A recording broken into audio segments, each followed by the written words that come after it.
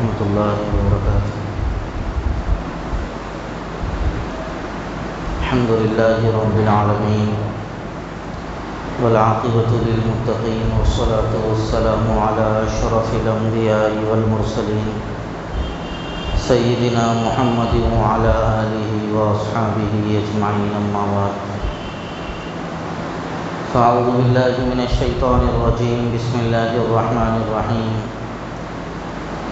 وَلِلَّهِ عَلَى النَّاسِ حِجُّ الْبَيْتِ مَنِ اسْتَطَاعَ إِلَيْهِ سَبِيلًا وَمَنْ كَفَرَ فَإِنَّ اللَّهَ غَنِيٌّ عَنِ الْعَالَمِينَ۔ صدق اللہ العظیم۔ وقال رسول اللہ صلی اللہ علیہ وسلم: من حج ولم يرفث ولم يفسق رجع كيوم ولدته أمه، أو كما قال رسول الله صلى الله عليه وسلم۔ اللهم صل وسلم وبارك على سيدنا محمد وعلى آله وصحبه أجمعين۔ قابل قدر معزز بزرگوں، نوجوان ساتھیوں، حج اسلام کا ایک اہم ترین رکن ہے، اور اللہ تعالیٰ نے ہر صاحب حیثیت پر حج کو فرض فرمایا ہے۔ حضور اکرم سرکار عالم سیدنا محمد رسول اللہ صلی اللہ علیہ وسلم پر سن 9 ہجری میں حج فرض کیا گیا، اور حضور علیہ السلام نے جب لوگوں میں اعلان فرمایا کہ لوگوں تمہارے اوپر حج فرض ہو گیا ہے، تو حضرت اقرا بن حابس رضی اللہ تعالیٰ عنہ ٹھہر گئے، کھڑے ہو گئے اور عرض کیا: یا رسول اللہ، کیا ہر سال ہمارے اوپر حج فرض ہے؟ حضور اکرم صلی اللہ علیہ وسلم خاموش رہے، کوئی جواب نہیں دیا۔ پھر تھوڑی دیر کے بعد حضور نے فرمایا: اگر اس وقت میں ہاں کہہ دیتا تو ہر سال تمہارے اوپر حج فرض ہو جاتا، جو تمہارے لیے دشوار ہو جاتا۔ پھر حضور نے فرمایا: پوری زندگی میں ایک مرتبہ تمہارے اوپر حج فرض ہے، لہذا جس مسلمان کو بھی اللہ تعالیٰ نے صاحب حیثیت بنایا ہے، جو وہاں تک جا کر آنے کی صلاحیت رکھتا ہے، اس کے پاس پیسوں کی اتنی قوت اور صلاحیت ہے، تو ایسی صورت میں اس کے اوپر حج فرض ہے۔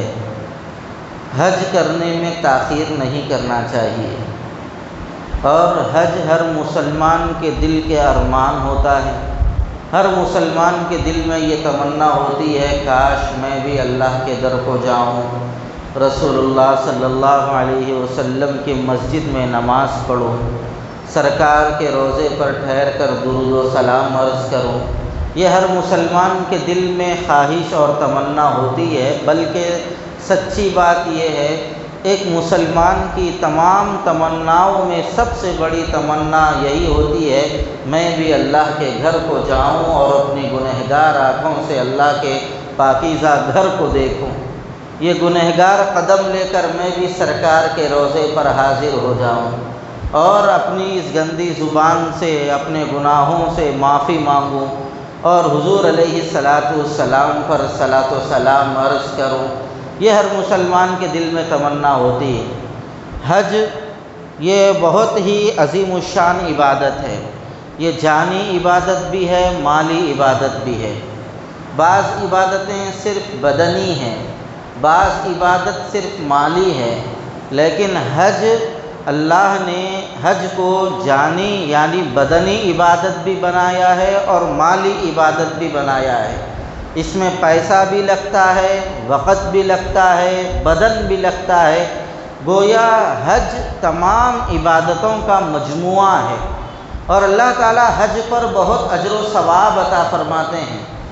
قرآن کریم میں اللہ تعالیٰ نے فرمایا: وَلِلَّهِ عَلَى النَّاسِ حِجُّ الْبَيْتِ مَنِ اسْتَطَاعَ إِلَيْهِ سَبِيلًا۔ جو شخص بیت اللہ تک پہنچنے کی قوت اور استطاعت اپنے پاس رکھتا ہو، ایسے شخص پر اللہ کے لیے حج کرنا فرض ہے۔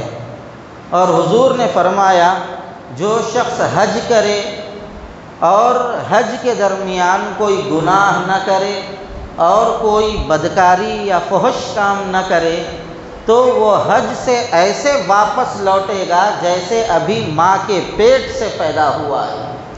جیسے ابھی جنم لینے والا بچہ گناہوں سے جیسا پاک ہوتا ہے، ایسے ہی حاجی گناہوں سے پاک ہو کر اپنے وطن واپس آتا ہے۔ حضور اکرم سرکار عالم سیدنا محمد الرسول اللہ صلی اللہ علیہ وسلم نے یہ بھی فرمایا ہے، حاجی جب گھر سے نکلتا ہے تو اس کے ہر قدم پر اللہ تعالیٰ اس کی ایک گناہ کو معاف فرما دیتا ہے، اور ہر قدم پر اس کو ایک نیکی اللہ عطا فرماتا ہے۔ آپ اندازہ لگائیے کہ حاجی جب گھر سے نکلتا ہے تو گھر سے نکلنے کے بعد پھر حج کر کے واپس آنے تک اس کے کتنے قدم نہیں پڑتے ہوں گے؟ کروڑوں قدم اس کے پڑ جاتے ہیں، اور کروڑوں قدم پڑنے کا مطلب یہ ہے کہ اس کے جتنے گناہ ہیں پورے گناہ اسی میں ختم ہو جاتے ہیں، اور اتنی نیکیاں اس کو ملتی ہیں، اور جتنے گناہ تھے وہ معاف ہو گئے، پھر بھی حاجی کے قدم پڑ رہے ہیں تو اللہ تبارک و تعالی حاجی کے درجات میں بلندی عطا فرماتے ہیں۔ تو بھائیو، حج بہت ہی عظیم الشان عبادت ہے، عاشقانہ عبادت ہے۔ بندہ اللہ کے لیے اپنے گھر بار کو چھوڑ دیتا ہے، اپنی بیوی بچوں کو چھوڑ دیتا ہے، اپنے خاندان کو چھوڑتا ہے، اپنے شہر اور وطن کو چھوڑتا ہے، سب کو چھوڑ کر کفن کا کپڑا پہن کر اللہ کے دربار میں پہنچتا ہے۔ پھر اس کے بعد اللہ تعالیٰ اس کو رسول اللہ صلی اللہ علیہ وسلم نے جو تعلیم دی ہے، وہ تعلیم کے مطابق جہاں جہاں جانے کا اس کو حکم دیا گیا وہاں وہاں جاتا ہے۔ بال پراگندہ ہیں، حالت تتر بتر ہے، خوشبوؤں میں بسے رہنے والے جن کو کبھی خوشبو کے بغیر چین نہ آئے۔ اب کہہ دیا گیا احرام باندھنے کے بعد خوشبو لگانا حرام ہے، وہ چاہتے ہوئے بھی خوشبو نہیں لگا سکتا، بال بکھرے ہوئے ہیں، چاہتے ہوئے بھی کنگھی نہیں کر سکتا، سب کا سب اللہ کے لیے قربانی دے رہا ہے، اور سیدھا بیت اللہ میں جا رہا ہے، بیت اللہ کے چکر لگا رہا ہے، طواف کر رہا ہے، پھر صفا مروہ کے درمیان سعی کر رہا ہے، میلان اخضرین کے درمیان دوڑ رہا ہے، پھر اللہ کے نام پر اپنے بالوں کو کٹا رہا ہے، پھر انتظار کر رہا ہے حج کا۔ پھر حج کا زمانہ آتے ہی صاحب مینا جا رہا ہے، مینا کے میدان میں پڑا ہوا ہے۔ موجودہ زمانے میں اتنی تعداد ہے، تھوڑی جگہ جو ہے نا قبر میں لیٹنے کے برابر جگہ اس کو دی جاتی ہے، اتنی ہی جگہ میں 5 دن گزارا کر رہا ہے۔ پھر اس کے بعد وہاں پر جو ہے نا دیوانہ وار لبیک اللہم لبیک لبیک لا شریک لک لبیک ان الحمد والنعمت لک والملک لا شریک لک، دیوانہ وار تلبیہ پڑھتا جا رہا ہے، کسی سے بات کرنے کی فرصت نہیں، کسی کا جو ہے نا کسی کو کچھ نہیں، سب اپنی اپنی دیوانگی میں مصروف ہیں۔ اے اللہ میں حاضر ہوں، اے اللہ میں حاضر ہوں، میں شرک سے بیزار ہوں، تیرے دربار میں آ کر پڑا ہوا ہوں، بادشاہت تیرے لیے ہے، تمام تعریفیں حمد و ثنا تیرے لیے ہے، یہ گنہگار بندہ تیرے در پر آ کر پڑا ہوا ہے، تیری مغفرت کا محتاج ہے۔ بندہ وہاں پر پڑا ہے، اللہ تعالیٰ کے سامنے زار و قطار رو رہا ہے، پھر عرفات کے میدان کو جا رہا ہے، وہاں پر بے آب و گیا میدان میں وہاں پر ٹھہر رہا ہے، وہاں پہ ٹھہر کر اللہ سے مانگ رہا ہے، ٹھہر کے تھک گیا بیٹھ کے مانگ رہا ہے، پھر صاحب وہاں سے پھر پہاڑ کی جانب گیا جہاں پر رسول اللہ صلی اللہ علیہ وسلم نے ٹھہرا تھا، قیام فرمایا تھا۔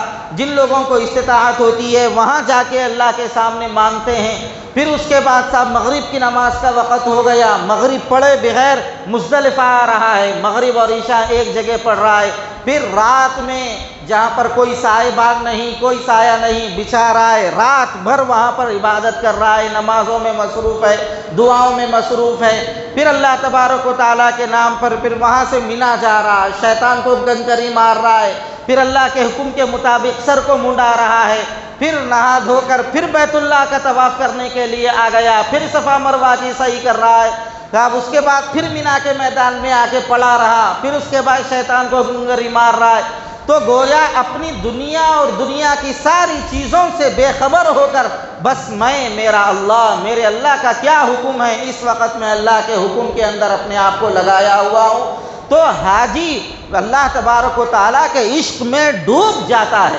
اس کو دنیا کی کوئی فکر نہیں ہوتی، اس وقت میرے رب کا کیا حکم ہے، میرا رب کن چیزوں سے راضی ہو جائے گا۔ تو اسی لیے حج کو فرمایا یہ عاشقانہ عبادت ہے اور عشق و مستی میں ڈوب کر کرنے کی عبادت ہے، اور حاجیوں کی بڑی فضیلت بیان کی گئی ہے۔ حاجیوں کے بارے میں فرمایا گیا یہ اللہ کے مہمان ہیں، الحاج والعمار وفد اللہ، کہ سارے حاجی اور عمرہ کرنے والے اللہ کا وفد ہیں، اللہ کا قافلہ ہے، اللہ کے مہمان ہیں۔ اور حضور نے فرمایا تم حاجیوں سے ملو تو ان سے مصافحہ کرو، ان سے دعاؤں کی درخواست کرو، اور ان سے کہو آپ وہاں جاؤ تو ہمارے لیے مغفرت کی دعا کرو۔ یہ حضور علیہ السلام نے تاکید فرمائی ہے۔ اور حج کے بارے میں یہاں تک حضور نے فرمایا جس شخص نے بھی حج کا ارادہ کیا ہے اس کو چاہیے کہ وہ حج کرنے میں جلدی کرے، دیر نہ کرے، کہیں ایسا نہ ہو جائے کہ کسی اور جگہ پہ مصروف ہو جائے تو حج کرنے کے اندر تاخیر نہ ہو جائے۔ اس لیے حاجیوں کو حج کا ارادہ کرنے کے بعد حج کرنے میں جلدی کرنے کا حکم دیا گیا ہے۔ اور حضور علیہ السلام نے یہ بھی فرمایا جو بندہ حج کرتا ہے گناہوں سے پاک ہو جاتا ہے۔ اور ایک مرتبہ سرکار دو عالم صلی اللہ علیہ وسلم اپنے ممبر پر تشریف فرما تھے، اپنے مکان میں تھے، کچھ صحابہ کرام سرکار کے پاس آئے اور آ کر عرض کیا یا رسول اللہ ہمارے ذہن میں کچھ سوالات ہیں، ہم سوال کریں گے آپ اس کا جواب دیجئے۔ حضور نے فرمایا کیا ایسا نہ کیا جائے تمہارے سوالات میں ہی بولوں اور میں ہی جواب دے دوں؟ تو صحابہ نے عرض کیا یا رسول اللہ اس سے بہتر اور کیا چیز ہے؟ حضور نے فرمایا تمہارے ذہن میں یہ سوال ہے حاجی کو اللہ کیا انعام دیتا ہے؟ تو صحابہ نے عرض کیا یا رسول اللہ واقعتاً ہمارے ذہن میں یہی سوال تھا۔ حضور سوالات کرتے گئے، ان کو سوال بتاتے گئے، صحابہ نے کہا یا رسول اللہ واقعتاً ہمارے ذہن میں یہی سوال تھا۔ حضور پھر جواب دیتے گئے۔ پہلا سوال یہ حاجی کو کیا ثواب اللہ عطا کرتے ہیں؟ حاجی کے ایک قدم پر اس کا ایک گناہ معاف ہوتا ہے اور ہر قدم پر ایک ایک نیکی اس کے نامہ اعمال میں لکھی جاتی ہے۔ حاجی جب طواف کر لیتا ہے، طواف کرنے کے بعد جب 2 رکعت پڑھ لیتا ہے تو بنی اسماعیل کے ایک غلام کو آزاد کرنے کا اللہ اجر و ثواب عطا فرماتا ہے۔ صفا مروہ کی سعی کرتا ہے، 70 غلام آزاد کرنے کا اللہ ثواب عطا فرماتا ہے۔ پھر اس کے بعد جب حاجی عرفات کے میدان میں جاتا ہے اللہ تبارک و تعالی حاجی کو دیکھتے ہیں، کہتے ہیں اے پراگندہ بال والے تیرے دل میں کیا تمنا ہے ظاہر کر، ہم تیری تمنا کو پورا کرنے کے لیے بے چین و بے قرار ہیں۔ حاجی کی زبان سے کوئی جملہ نہیں نکلتا، اللہ قبول کرنے کے لیے بے چین رہتا ہے۔ تو حاجیوں کی بڑی فضیلت ہے، دعاؤں کی قبولیت ہے۔ پھر اس کے بعد جب وہ اپنا سر منڈاتا ہے تو ہر بال پر اللہ تبارک و تعالیٰ ایک ایک نیکی عطا فرماتے ہیں۔ جب حاجی مزدلفہ میں جاتا ہے، رات میں قیام کرتا ہے، تو فرمایا شب قدر میں جس طرح ثواب اللہ تبارک و تعالیٰ عطا فرماتے ہیں تو حاجی کو مزدلفہ کی رات میں عبادت کرنے پر اتنا اجر و ثواب عطا فرمایا جاتا ہے۔ اور حضور علیہ السلام نے ایک مرتبہ مینا کے مزدلفہ کے میدان میں دعا کرنے کے بعد بہت خوشی کا اظہار فرمایا۔ صحابہ نے عرض کیا یا رسول اللہ کیا ہوا؟ فرمایا میری ایک دعا ابھی تک قبول نہیں ہوئی تھی، مزدلفہ میں قبول ہو گئی۔ تو پتہ یہ چلے مزدلفہ بھی دعاؤں کی قبولیت کی جگہ ہے۔ تو بزرگوں حج بہت قیمتی عبادت ہے، بہت عظیم الشان عبادت ہے، اللہ تبارک و تعالیٰ کے عشق کی عبادت ہے اور اللہ تبارک و تعالیٰ کے عشق کی علامت ہے۔ اس لیے حج کرنے میں تاخیر نہیں کرنا چاہیے۔ جن لوگوں کو اللہ نے صاحب حیثیت بنایا ہے وہ جلد سے جلد حج کرنے کی کوشش کریں، اس میں کمی کوتاہی بالکل نہ کریں۔ اور حضور علیہ السلام نے فرمایا جو شخص اپنی دنیاوی ضرورت کی خاطر حج فرض ہونے کے بعد حج میں تاخیر کرے گا، حضور نے فرمایا حاجی لوگ حج کر کے واپس آ جائیں گے، اس کی ضرورت پوری نہیں ہوگی۔ یعنی دنیاوی ضرورت کی خاطر حج فرض ہونے کے بعد حج نہیں کرے گا تو اس کی ضرورت اتنی دیر پوری ہو ہی نہیں سکتی جب تک حاجی لوگ حج کر کے نہیں آ جائیں گے۔ تو پتہ یہ چلا اپنی دنیاوی ضرورت کو حج کے اوپر فوقیت دینے سے نہ دنیا کی ضرورت پوری ہوتی ہے، نہ بندہ حج کی دولت سے مالا مال ہو سکتا ہے۔ اس لیے حج فرض ہونے کے بعد حج کی جتنا جلدی ہو سکے کوشش کر لینی چاہیے۔ اور حضور نے یہ بھی فرمایا ہے کہ حج کرنے والا غنی ہو جاتا ہے، حجو تستغنو، سرکار نے فرمایا حج کرو غنی ہو جاؤ گے۔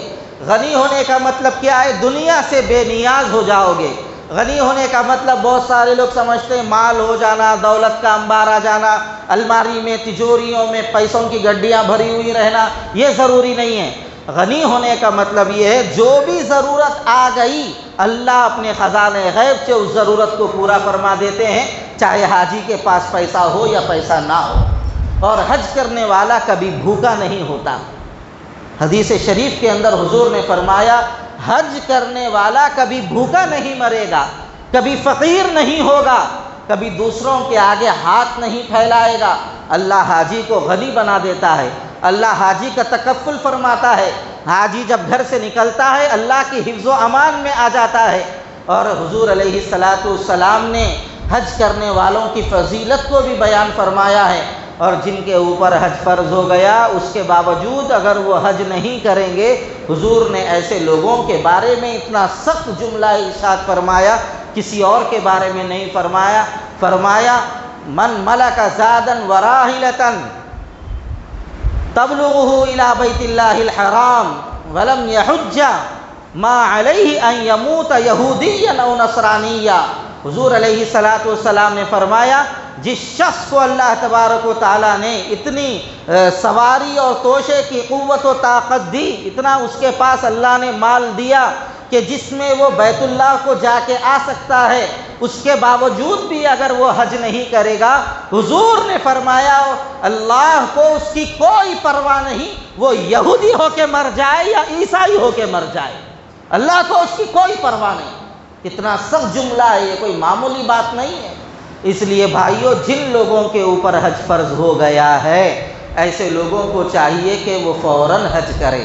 ہم لوگ یہ کہ صاحب مال آ گیا، حج کے بقدر مال آ گیا ہے، آنے کے باوجود بھی جو ہے نا میرے کو جو ہے نا یہ گھر توڑ کے گھر بنانا ہے، صاحب وہاں پہ پیسے لگا دیے۔ حج فرض ہو گیا، میرے گھر کا ایک سلاب ہے اور ایک سلاب ڈال لیا تو کتنا اچھا رہتا، اور 2 سلاب ڈال لیے تو کتنا اچھا رہتا۔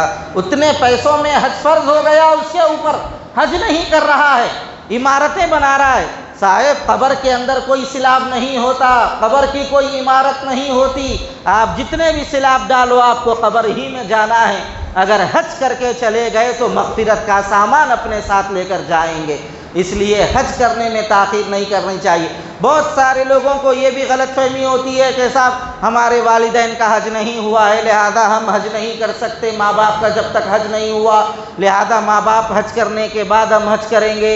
اس غلط فہمی میں حج فرض ہونے کے باوجود بھی حج نہیں کر رہے ہیں، بیٹیوں کی شادیوں کا بہانہ بنا کے حج نہیں کر رہے ہیں، بیٹیاں ہیں بیٹیوں کی شادی کریں گے اس کے بعد حج کریں گے۔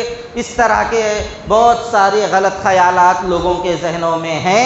یاد رکھیے حج فرض ہو جانے کے بعد حج کر لینا چاہیے۔ بیٹیاں اللہ نے دی ہیں، اللہ بیٹیوں کے نکاحوں کا انتظام کرے گا۔ آپ کو جو جو ضرورت ہے اللہ تعالیٰ اس ضرورت کو ضرور پورا کرے گا۔ اس لیے یہ دنیا کی ادھر ادھر کی ضرورت کو دیکھ کر حج کرنے میں تاخیر نہیں کرنی چاہیے۔ اور دوسری بات یہ ہے حضور اکرم سرکار عالم صلی اللہ علیہ وسلم نے فرمایا حج کرنے سے سارے گناہ معاف ہو جاتے ہیں۔ حضرت عمرو بن العاص رضی اللہ تعالیٰ عنہ اپنا واقعہ بیان کرتے ہیں کہ حضرت عمرو بن العاص رضی اللہ تعالیٰ عنہ سرکار عالم صلی اللہ علیہ وسلم کی خدمت میں حاضر ہوئے اور عرض کیا یا رسول اللہ اپنا داہنا ہاتھ آگے بڑھائیے۔ حضور اکرم صلی اللہ علیہ وسلم نے اپنا داہنا ہاتھ آگے بڑھایا، فرمایا کیوں؟ کہا میں آپ کے ہاتھ پر اسلام پر بیعت کرنا چاہتا ہوں، مسلمان ہونا چاہتا ہوں۔ حضور نے ہاتھ آگے بڑھایا، حضرت عمرو بن العاص نے مصافحہ کیا، ہاتھ کو کھینچ لیا۔ تو حضور نے فرمایا عمر تمہیں کیا ہو گیا ہے؟ فرمایا پہلے آپ مجھے ضمانت دیجئے کہ اب تک میرے جو گناہ ہوئے ہیں اللہ میرے ان گناہوں کو معاف کر دے گا۔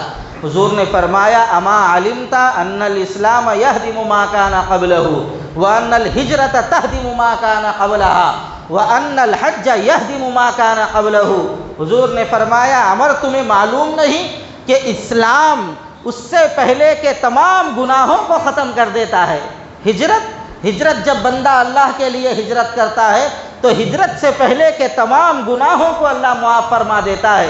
ایسے ہی جب بندہ حج کرتا ہے تو حج کرنے کے بعد اللہ تبارک و تعالیٰ اس کے تمام گناہوں کو معاف فرما دیتا ہے جو اس نے حج سے پہلے کیے ہیں۔ حاجی جب گھر سے نکلتا ہے قبولیت دعاؤں کی شروع ہو جاتی ہے۔ حاجی کے گھر کے باہر قدم رکھنے سے لے کر پھر پلٹ کر اس کے گھر میں داخل ہونے تک اس کی کوئی دعا رد نہیں ہوتی، حاجی کی ہر دعا قبول ہوتی ہے۔ بلکہ حضور نے فرمایا اس کے بعد بھی گھر کو آنے کے بعد بھی 40 دن تک حاجی کی دعاؤں کی قبولیت کا سلسلہ جاری رہتا ہے۔ اللہ تعالی حاجیوں سے محبت فرماتے ہیں، اس لیے بھائیوں ہمیں بھی چاہیے کہ ہم بھی حج کرنے کی اپنے دل کے اندر پختہ نیت رکھیں، ارادہ رکھیں۔ اللہ نے صاحب حیثیت بنایا ہے تو فوری حج کرنے کی کوشش کریں اور حاجیوں سے دعاؤں کی درخواست کریں۔ حضور نے تاکید فرمائی ہے جب تم کسی حاجی سے ملو مصافحہ کرو، اس سے دعا کی درخواست کرو۔ حضرت عمر ابن الخطاب رضی اللہ تعالیٰ عنہ ایک مرتبہ بارگاہ رسالت میں آپ صلی اللہ علیہ وسلم میں حاضر ہوئے۔ حاضر ہونے کے بعد حضرت عمر رضی اللہ تعالیٰ عنہ نے عرض کیا یا رسول اللہ اجازت دیجئے میں عمرے کے لیے جانا چاہتا ہوں۔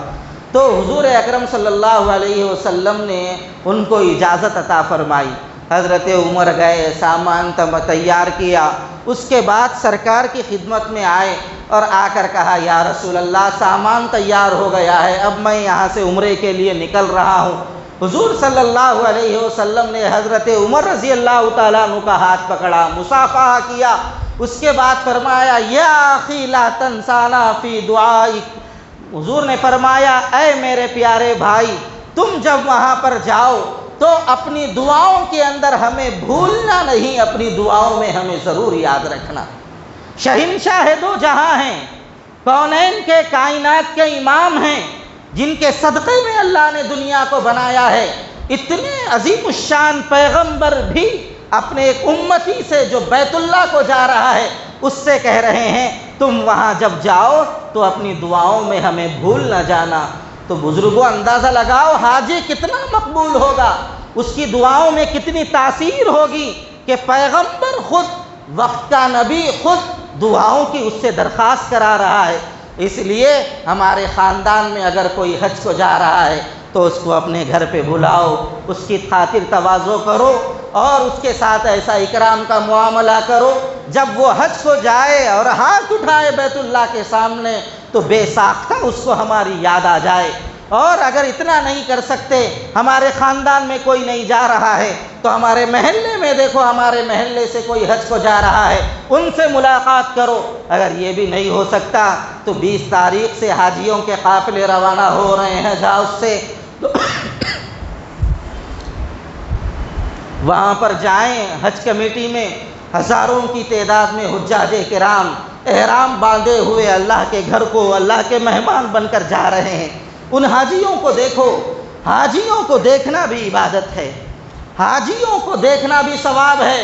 ان سے ملاقات کرو، ان سے مصافحہ کرو اور ان سے کہو حاجی صاحب آپ کی دعائیں قبول ہوتی ہیں، آپ ہماری مغفرت کے لیے دعا کر دیجئے، آپ ہماری یہ مشکلات ہے اس کے لیے دعا کر دیجئے، ملک کے حالات کے لیے دعا کیجئے۔ حاجیوں سے دعاؤں کی درخواست کرو، وہاں جاؤ، جا کے وہ منظر کو دیکھو۔ ہو سکتا ہے جب حاجی بس میں بیٹھ کر تلبیہ پڑھتے ہوئے نکلتا ہے تو تلبیہ کی گونج اور اس کی آنکھوں سے بہنے والے آنسو ہر انسان کے دل کے اندر ایک نرمی پیدا کر دیتے ہیں۔ ہر کوئی جو وہاں پہ جاتا ہے دل میں تمنا کر لیتا ہے کاش میں بھی اسی طرح حج کو ضرور جاؤں گا۔ ہمیں ایسی جگہ جانا چاہیے، ہم ادھر ادھر گھومنے کے لیے، یہ وہ تماشے دیکھنے کے لیے جاتے ہیں۔ دیکھنا ہو تو اللہ کے ان مہمانوں کو دیکھو جن کو اللہ اپنا مہمان بنا کر بلا رہا ہے۔ اور یاد رکھیے آپ یہ بات، حج مال کی بنیاد پہ نہیں ہوتا، حج صلاحیت کی بنیاد پہ نہیں ہوتا، حج اللہ کی توفیق کی بنیاد پر ہوتا ہے۔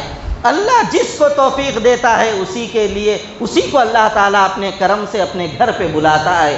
حضور نظام ہمارے ریاست دکن کے عظیم فرما رواں گزرے ہیں، اور سخاوت کا بہت زیادہ ان کے اندر اللہ تعالیٰ نے جذبہ رکھا تھا، اور بہت زیادہ ملک و ملت کے لیے اور لوگوں کی خدمت کے لیے اپنا سرمایہ لٹایا کرتے تھے۔ حرمین شریفین کے اندر جب روشنی کا صحیح بندوبست نہیں تھا، حضور نظام نے وہاں پر روشنی کا بڑا نظام کیا تھا اور بڑا انتظام کیا تھا، اور روشنی کا انتظام کرنے میں ان کو ایک وہاں پر امتیازی شان مل گئی تھی، اور حیدرآباد کے اندر مدینہ بلڈنگ بنایا، اور اس کا جتنا کرایہ آتا تھا پورا حرمین کے انتظام کے لیے اس کو روانہ کر دیا کرتے تھے۔ اتنی بڑی خدمت انہوں نے انجام دی، لیکن حج نہیں کر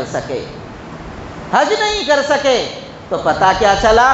حج مال کی بنیاد پہ نہیں ہوتا، حج قوت، صلاحیت، بادشاہت، دولت، شہرت کی بنیاد پہ نہیں، حج اللہ کی توفیق اور نظر انتخاب کی بنیاد پر ہوتا ہے۔ جسے چاہا در پہ بلا لیا، جسے چاہا اپنا بنا لیا، یہ بڑے کرم کے ہیں فیصلے، یہ بڑے نصیب کی بات ہے۔ اللہ جس کو چاہے ایسا خوش نصیب بنا دیتا ہے۔ ہم اپنے دلوں میں کئی تمنائیں رکھتے ہیں، آنکھوں سے متعلق یہ تمنا رکھیں، ان آنکھوں نے تو بہت غلط مناظر دیکھے ہیں، اور بہت گندے مناظر بھی دیکھے ہیں، نہ چاہتے ہوئے بھی ان آنکھوں سے گناہ ہوا ہے۔ کاش یہ ان آنکھوں کو ایک ایسا موقع بھی مل جائے، یہ گنہگار آنکھیں اللہ کے گھر کو، ان نظروں سے میں اللہ کے گھر کو دیکھ لوں، اور وہاں پر آنسو بہا کر اپنے آنکھوں کے میل کو میں صاف کر لوں۔ اپنے دل کے اندر ایسی تمنا رکھیے۔ میرے قدم پتہ نہیں کہاں پڑے ہیں، میرے قدم گناہوں کی جگہ بھی پڑے ہیں، گندگیوں کی جگہ بھی پڑے ہیں، میں اپنے ان قدموں کو اٹھاؤں گا، اللہ کے پاکیزہ گھر میں لے جاؤں گا، اور بیت اللہ کا طواف کروں گا۔ میرے ان گندے قدموں سے اللہ سے معافی مانگتے ہوئے صفا مروہ کی صحیح کروں گا، عرفات کے میدان کو جاؤں گا، مزدلفہ جاؤں گا، مینا جاؤں گا۔ یہ اپنے دلوں کے اندر تمنائیں رکھیں، اور یہ بھی تمنا رکھیں میں لاکھ گنہگار حضور کا امتی ہوں گا، میں سب سے حضور کے تمام امتیوں میں سب سے بڑا گنہگار میں ضرور ہوں، لیکن میں گنہگار ہونے کے باوجود بھی دل میں یہ تمنا رکھوں کہ ایک دن ضرور آئے گا میں اپنے انہی گندے قدموں کو لے کر اللہ سے گناہوں سے معافی مانگتے ہوئے سرکار کے روضے پر کھڑے ہوں گا، اور کھڑے ہو کر میں حضور کے سامنے صلاۃ و سلام عرض کروں گا، الصلاۃ والسلام علیکہ یا رسول اللہ، السلام علیکہ ایھا النبی ورحمۃ اللہ وبرکاتہ۔ سرکار کے روضے کی جالی کے سامنے ٹھہر کر، حضور کی قبر شریف کے سامنے ٹھہر کر میں سرکار کے سامنے صلاۃ و سلام عرض کروں گا، حضور سے قیامت کے دن اپنی سفارش کی درخواست کروں گا۔ اپنے دل میں یہ تمنا رکھیں، اگر دلوں میں یہ تمنا نہیں تو یہ دل مسلمانوں کا دل نہیں ہے، یہ مردہ دل ہے۔ جس دل میں سرکار کے روضے پہ حاضری کی تمنا نہیں، وہ عشق رسول کا دل نہیں ہے، وہ دل کے اندر عشق رسول نہیں ہے۔ اس لیے بزرگوں، حج کرنے کی اپنے دل میں تمنا رکھو، حاجیوں کو محبت کی نظر سے دیکھو، حاجیوں کو برا مت بولو، حاجیوں سے محبت کرو، اور حاجیوں سے عقیدت کا معاملہ کرو۔ یہ اللہ کے منتخب لوگ ہوتے ہیں، ان کو اللہ اپنے کرم سے قبول کر کے بلاتا ہے۔ اس لیے جو لوگ حج کو جا رہے ہیں ان کو بہت بہت مبارک ہم دیتے ہیں، اور جن لوگوں کو اللہ نے مال دولت دیا ہے اپنا پیسہ تجارت میں ادھر ادھر لگانے کے بجائے حج کرنے کے لیے اپنے پیسے کو سب سے پہلے لگائیں۔ بہت سارے لوگوں کے ذہنوں میں اس وقت یہ خیال آ رہا ہے، زبانوں پہ بھی یہ بات آ رہی ہے، حج مہنگا ہو گیا، حج مہنگا ہو گیا، حج مہنگا ہو گیا۔ حضور علیہ الصلاۃ والسلام نے ایک بات ارشاد فرمائی کہ جو بھی پیسہ حج میں لگتا ہے اللہ تبارک و تعالیٰ کے راستے میں وہ پیسہ لگتا ہے۔ حضور نے فرمایا جتنا بھی مال حاجی کا حج میں لگے گا تو اللہ تبارک و تعالیٰ ایک ایک روپیے کے بدلے میں 700 اجر و نیکیاں اللہ اس کو عطا فرمائیں گے۔ حج میں 1 روپیہ لگانا 700 گنا اللہ کے راستے میں پیسہ لگانے کے برابر ہے، یعنی 1 روپیہ خرچ کرنا 700 روپیے خرچ کرنے کے برابر ہے۔ لہذا جن کے اوپر حج فرض ہو گیا ہے وہ لوگ ہرگز یہ نہ کہیں کہ حج مہنگا ہو گیا، بلکہ دل میں یہ حضور علیہ السلام کے ارشاد کو سامنے رکھیں، میں حج کروں گا تو حضور اکرم صلی اللہ علیہ وسلم کے فرمان کے مطابق 1 روپیے کے بدلے میں 700 گنا مجھے اضافہ اللہ تعالیٰ نیکیاں عطا فرمائیں گے۔ اور اللہ تبارک و تعالیٰ صرف 700 نہیں بلکہ اس سے بڑھ کے جتنا اللہ تبارک و تعالیٰ اجر دینا چاہے بندے کے اخلاص پر اللہ اجر عطا فرماتے ہیں۔ جن کے اوپر حج فرض ہے، حج کمیٹی میں نام نہیں آیا ہے، ابھی ٹریولز والے لوگ بکنگ ابھی جاری رکھے ہوئے ہیں، وہاں پر بک کرائیں اور حج کو جانے کی کوشش فرمائیں۔ اللہ تعالیٰ صحیح علم و عمل کی اپنے کرم سے توفیق عطا فرمائے۔ وآخر دعوانا الحمد للہ رب العالمین۔